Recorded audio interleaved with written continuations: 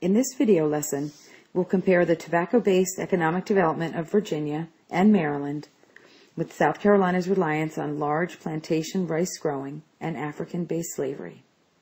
And we'll identify the major similarities and differences among the southern colonies of Virginia, Maryland, North Carolina, South Carolina, and Georgia. In 1634, a man named Lord Baltimore founded Maryland at St. Mary's. It was the fourth English colony, and it was settled as a financial venture for profit to create a refuge for Catholics.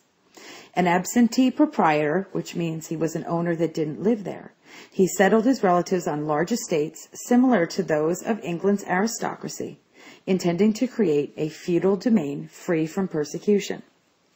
The majority of the settlers who came were Protestant, and they soon came to resent the Catholic land barons who controlled the colony's political power.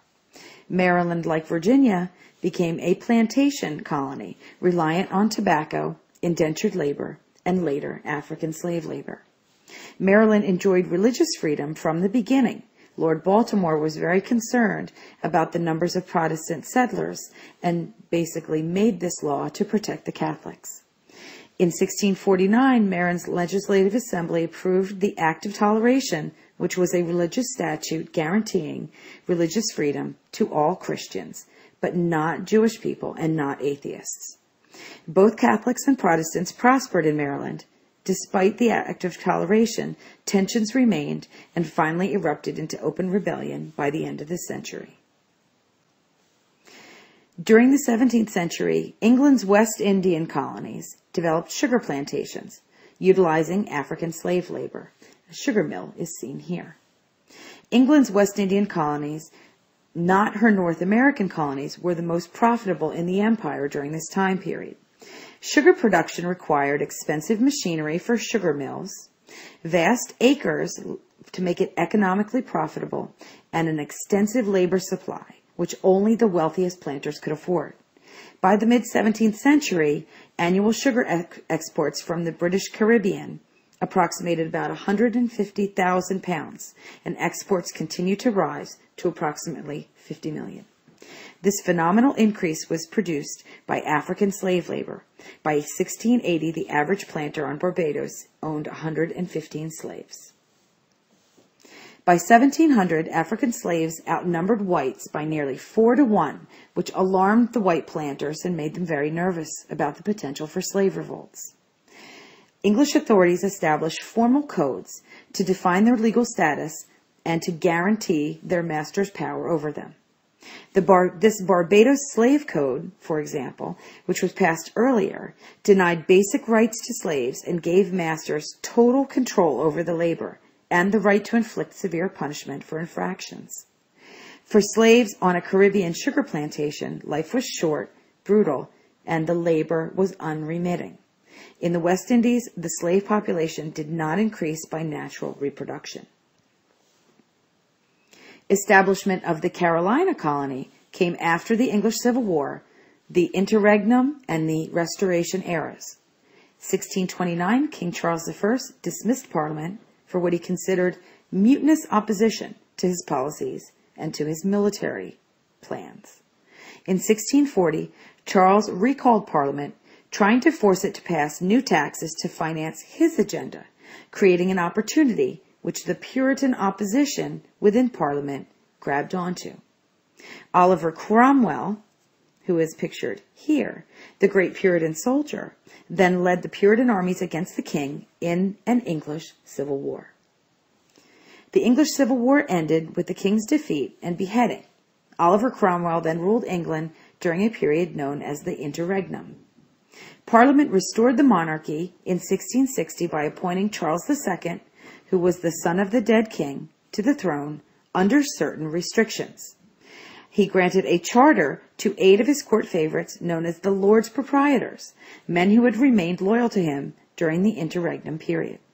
The charter granted these men a vast expanse of wilderness south of the Virginia colony in an area stretching from the Atlantic to the Pacific Oceans. The proprietors sought to establish Carolina as a profitable venture with an exportable crop, comparable to the Chesapeake tobacco or West Indian sugar. Early settlers in Carolina were primarily immigrants from Barbados, those who could not compete successfully with the large sugar planters. Charlestown, on the banks of the Ashley River, became the first permanent settlement in the colony. Barbadian immigrants brought their slaves with them, so by 1700, slaves made up approximately 50% of Carolina's population. Carolinians achieved success by growing rice. African slaves knew how to cultivate it, so it soon became the colony's cash crop, seen here. They exported timber, livestock, and enslaved coastal Native Americans. In 1707, the Savannah Native Americans ended their alliance with the British and tried to migrate to Pennsylvania and the Maryland backcountry.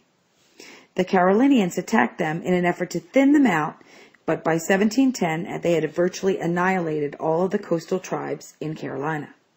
Thus, Carolina becomes what is one of the first few restoration colonies.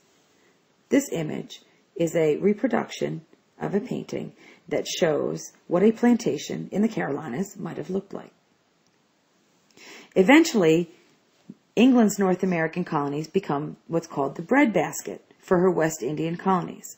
The West Indian colonies became the source for the African slaves and other goods for the North American colonies. Carolina grew, and its vast northern wilderness gradually became a refuge for squatters, people who couldn't afford land, and religious dissenters from Virginia and Carolina.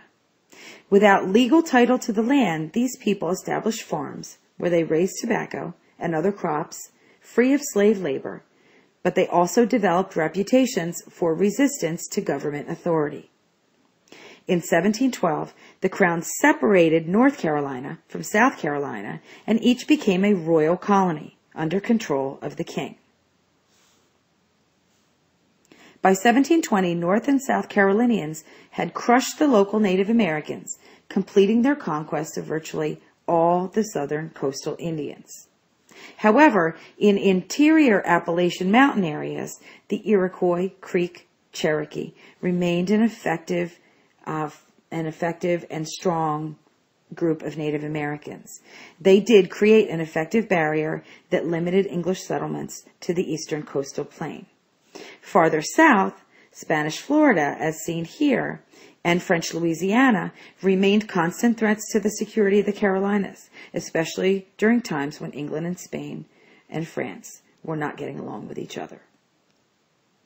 Founded in 1733, Georgia was named after England's King George by its proprietors and became a haven for debtors, people who had been imprisoned because they owed money. Georgia becomes a cornerstone in colonial defense, receives monetary subsidies from England to ensure its success, and it's the only colony to receive such early aid. A man named James Oglethorpe, he was an imperialist, a soldier statesman, was the best known of Georgia's founding proprietors, and he is pictured here.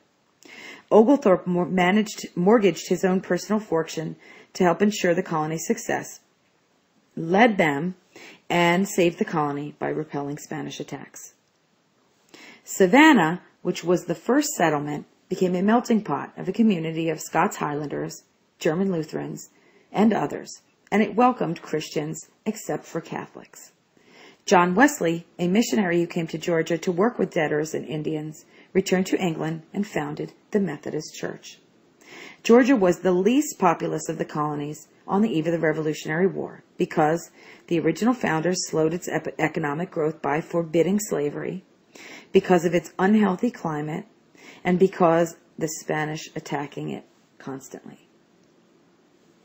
There were some common features of the plantation colonies. Virginia, Maryland, North Carolina, and South Carolina, and Georgia all established economies devoted to exporting commercial agricultural products, primarily tobacco and rice.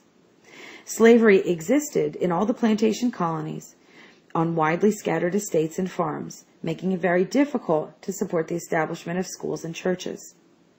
An aristocratic atmosphere could be found in all the plantation colonies, because only the wealthy could afford slaves and the large tracts of land. The Church of England, the Anglican Church, formed the dominant tax-supported faith in all the plantation colonies, despite the fact that all plantation colonies were tolerating all of religions. Finally, all of the plantation colonies experienced problems with Native Americans on their western frontiers. Problems that arose because these colonies were all expansionists, and they were continuing to butcher the soil from years of tobacco, which continually growing it destroys the soil.